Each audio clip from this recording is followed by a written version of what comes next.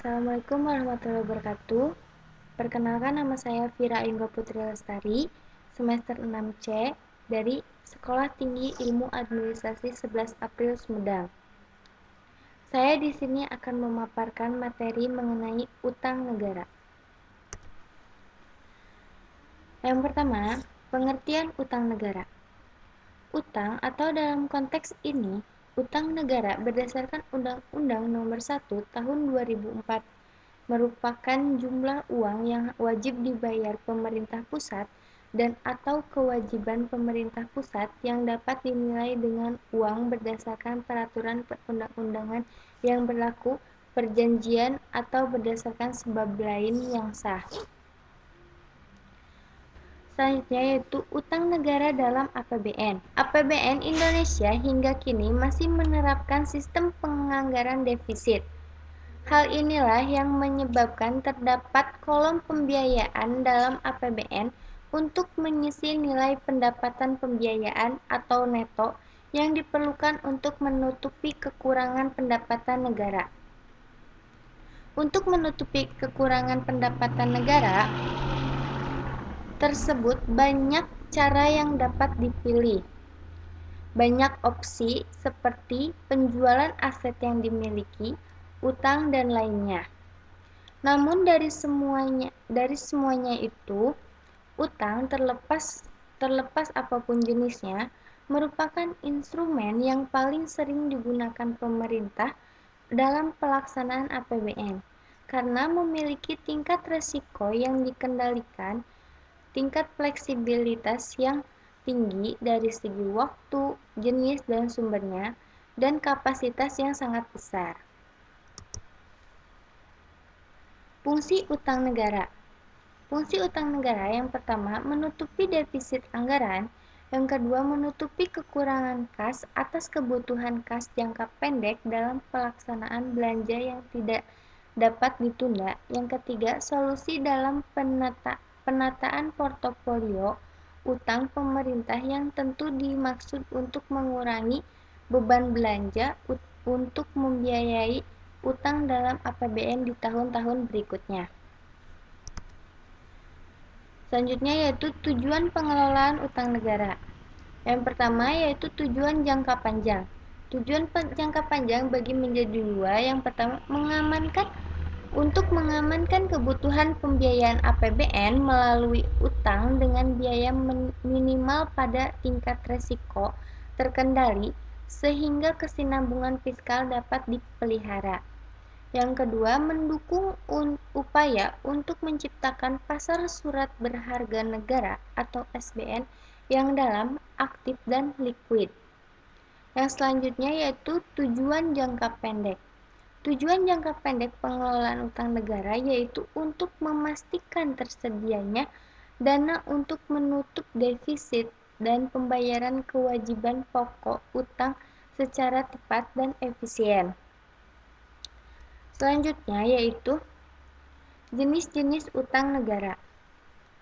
Yang pertama yaitu jenis utang negara pinjaman luar negeri.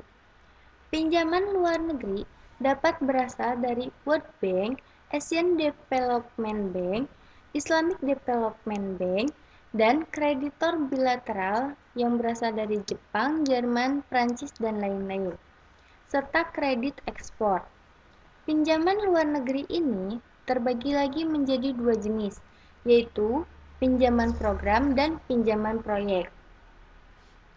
Pinjaman program yaitu untuk budget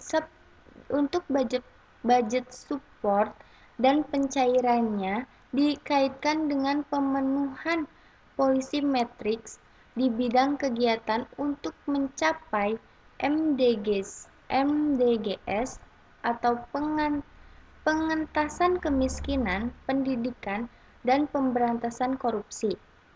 Pemberdayaan masyarakat, polisi terkait dengan climate change dan infrastruktur change dan infrastruktur. Yang kedua yaitu pinjaman proyek. Pinjaman proyek ini untuk pembiayaan proyek infrastruktur di berbagai sektor, yaitu perhubungan, energi, dan lain-lain. Selanjutnya itu pinjaman dalam negeri. Pinjaman dalam negeri yaitu peraturan pemerintah atau PP nomor 54 tahun 2008 tentang tata cara pengadaan dan penerusan pinjaman dalam negeri oleh pemerintah. Berasal dari Badan Usaha Milik Negara atau BUMN, pemerintah daerah dan perusahaan daerah untuk membiayai kegiatan dalam rangka pemberdayaan industri dalam negeri dan pembangunan infrastruktur untuk pelayanan umum, kegiatan investasi yang menghasilkan penerimaan. Selanjutnya yaitu masalah yang menyebabkan utang negara. Masalah yang menyebabkan utang negara berasal dari beberapa masalah yang timbul akibat terjadinya utang luar negeri, yaitu antara lain banyak modal yang dibutuhkan untuk membangun sarana dan prasarana. Pemerintah merupakan penggerak utama perekonomian di sebagian besar negara-negara yang sedang berkembang. Oleh karena itu, pemerintah membutuhkan banyak modal untuk membangun berbagai prasarana dan sarana, namun kemampuan finansial atau keuangan yang dimiliki pemerintah masih terbatas atau kurang. Disinilah munculnya utang kepada luar negeri. Selanjutnya yaitu pemerintah Indonesia harus menambah utang luar negeri yang baru untuk membayar utang luar negeri yang lama yang telah jatuh tempo. Datangnya modal dari luar negeri dapat digunakan untuk mendukung program pembangunan nasional pemerintah sehingga target pertumbuhan ekonomi nasional dapat tercapai.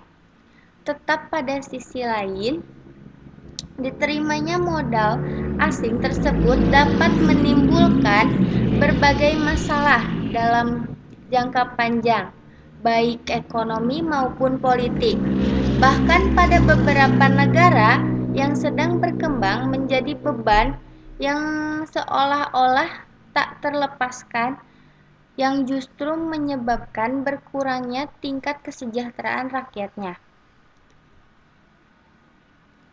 Dampak hutang luar negeri bagi Indonesia. Yang pertama, dampak positif. Dampak positif dari hutang luar negeri bagi Indonesia yaitu dalam jangka pendek, utang negara sangat membantu pemerintah Indonesia dalam upaya menutup defisit anggaran pendapatan negara yang diakibatkan oleh pembiayaan pengeluaran rutin dan pengeluaran pembangunan yang cukup besar.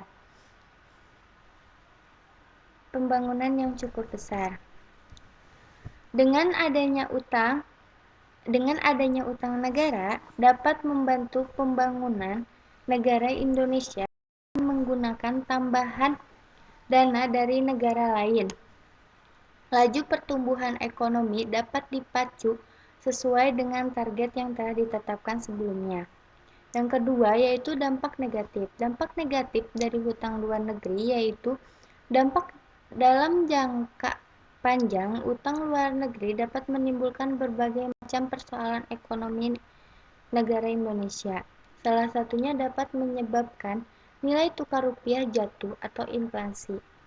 Utang luar negeri dapat memberatkan posisi APBN RI karena utang negara tersebut harus dibayarkan beserta dengan bunganya. Negara akan dicap negara miskin dan tukang utang karena tidak mampu untuk mengatasi perekonomian negara sendiri, hingga membutuhkan campur tangan dari pihak lain. Mungkin cukup sekian presentasi yang dapat saya sampaikan. Mohon maaf apabila ada kesalahan. Wabillahi taufiq wal hidayah. Wassalamualaikum warahmatullahi wabarakatuh.